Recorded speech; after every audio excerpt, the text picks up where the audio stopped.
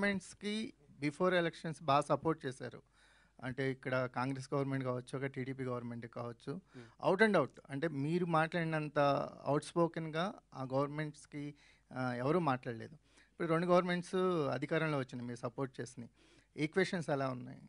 ఒకటి గుర్తుపెట్టుకోండి, నా మనసుకు నచ్చితే వాళ్ళు ఎవరైనా కానీ ఎవరు కష్టాలు ఉంటే వాళ్ళ దగ్గర నిలబడటం నాకు అలవాటు. ఇప్పుడు గవర్నమెంట్ ఇప్పుడు లాస్ట్ నేను ఎదురు తిరిగిన గవర్నమెంట్ వాళ్ళు ఇప్పుడు వాళ్ళని అనమాట నేను అన్నాను, ఎందుకంటే వాళ్ళు ఆల్రెడీ కష్టాలు ఉన్నారు కదా, నేను అన్నాను నా నైజం కాదు అది. ఇందాక మీరు గణేష్ గారు ఇప్పుడు మీరు మాట్లాడుతున్న దానికే ఒక క్వశ్చన్. కష్టాల్లో ఉన్నారు కాబట్టి నేను అనను అన్నారు. మీరు మీకు బతికినిచ్చిన మీ దేవుణ్ణే విమర్శించారు, దాన్ని మేము ఎట్లా చూడాలి? నేనా?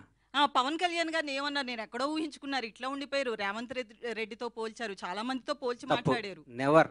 మీరు ఒకసారి వినండి అది. నువ్వు చెప్పు తల్లి, ప్రాణం పోయినా నా డెడ్ బాడీ కూడా పవన్ కళ్యాణ్ విమర్శించు, మర్చిపో. వదిలే అమ్మ బంగారం, కాదు నీకు తెలియదు. నేను చచ్చిపోయిన నా శవం కూడా పవన్ కళ్యాణ్గా నీళ్ళెత్తి చూపుతాం.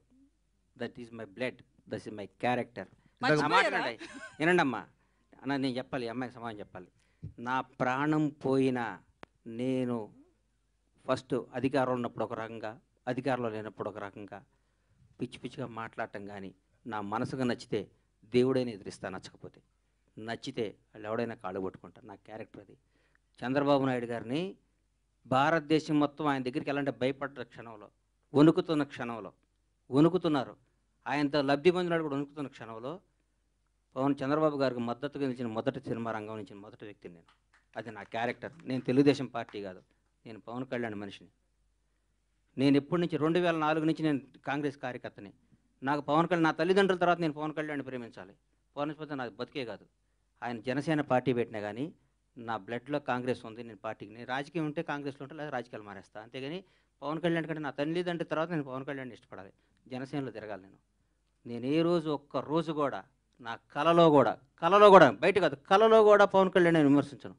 నా ఇంట్లో నా బెడ్రూమ్లో పవన్ కళ్యాణ్ ఫోటో ఉంటుంది. అది నా క్యారెక్టర్ అమ్మ. రేవంత్ రెడ్డి పొగిడి ఉండొచ్చు, ఎవరు నేను పొగిడొచ్చు, పవన్ కళ్యాణ్ గారిని తక్కువ చేసి రేవంత్ రెడ్డిని పొగిడారు. అది నువ్వు అనుకుంటే అది నీ కర్మ అమ్మ. నువ్వు పొగిడేటట్టు చూపించమ్మా, నువ్వేదంటే ఇప్పుడు చూపి పంపించద్దు, ఇప్పుడు చెప్పాలి నాకు 10-half an hour ఉంటాను తెప్పియమ్మా.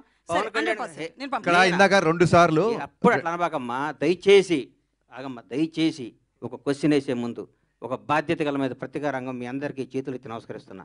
1-2 సార్లు క్వశ్చన్ చేసుకొని ఏదో అడగాలి, ఏదో మీరు క్రేజ్ తెచ్చుకోవాలి, ఏదో ఏనమ్మా ఏదో మీరు క్రేజ్ తెచ్చుకొని అడగబాలి. భగవంతుడి మీద సాక్షిగా నేను పవన్ కళ్యాణ్ గారిని అనలేదమ్మా, బంగారం అనలేదమ్మా, ప్లీజ్ తప్పమ్మా, అనబాకమ్మా, నన్ను అనబాకమ్మా. నేను పవన్ కళ్యాణ్ గారి భక్తుడినమ్మా, దయచేసి ఆ మాట అనబాకమ్మా ప్లీజ్. నేను అనలేదమ్మా, అనలేదు, అనను కూడా తల్లి, ప్లీజ్ ప్లీజ్. అన్వర్ గారు ఒక్క నిమిషం. అన్వర్ గారు ఇందాక ఏమైందంటే 2 సార్లు గ్రేట్